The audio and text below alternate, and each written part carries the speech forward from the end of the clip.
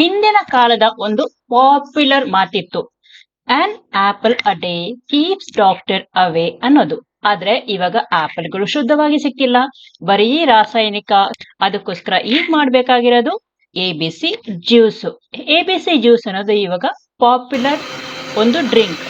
ABC juice ಅಂತ ಬಂದಾಗ ನಮಗೆ ಬೇಕಾಗಿರೋದು ಒಂದು ಆಮ್ಲ, ಅಂದ್ರೆ ಗೂಸ್ಬೆರೀಸ್ ಅಂತ ಹೇಳ್ತೀವಿ, ಬೀಟ್ರೂಟ್ ಮತ್ತೆ ಕ್ಯಾರೆಟ್. ಅದೇ ಡಬಲ್ ABC ಬಂದಾಗ 2 A ಬೇಕಾಗತ್ತೆ. ಅವಾಗ ಆಮ್ಲ ಜೊತೆ ನಾವು ಆಪಲ್ ಅನ್ನು ಸೇರಿಸ್ತೀವಿ.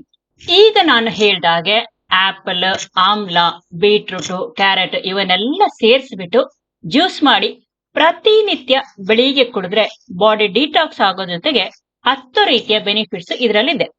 ಬೀಟ್ರೂಟ್, ಕ್ಯಾರೆಟ್ ಅನ್ನು ಭೂಮಿಯ ಕೆಳಗೆ ಬೆಳೆಯೋದ್ರಿಂದ ಇದರಲ್ಲಿ ಸೂಕ್ಷ್ಮ ಜೀವಿಗಳು, ರಾಸಾಯನಿಕಗಳು ಹಾಗೆ ಇರುತ್ತೆ.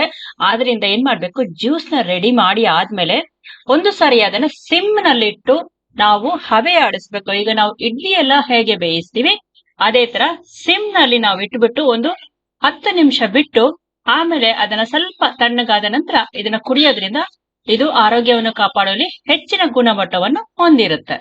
ಹೇರಳವಾದ ಆಂಟಿ ಆಕ್ಸಿಡೆಂಟ್ ನಿಂದ ಕೂಡಿದ ಶ್ರೀಮಂತಿಕೆಯನ್ನು ಹೊಂದಿದೆ. ರೋಗ ನಿರೋಧಕ ಶಕ್ತಿಯನ್ನು ಹೊಂದಿದೆ. ಚರ್ಮವನ್ನು ಕಾಂತಿಯುತವನ್ನಾಗಿ ಮಾಡುತ್ತದೆ. BP ಮತ್ತು ಹೃದಯದ ಆರೋಗ್ಯಕ್ಕೆ ಉತ್ತಮ. ಕಣ್ಣಿನ ದೃಷ್ಟಿ ಮತ್ತು ಕಾಂತಿಗೆ ಒಳ್ಳೆಯದು. ಲಿವರ್ನ ಸಂರಕ್ಷಣೆ ಮಾಡುತ್ತೆ.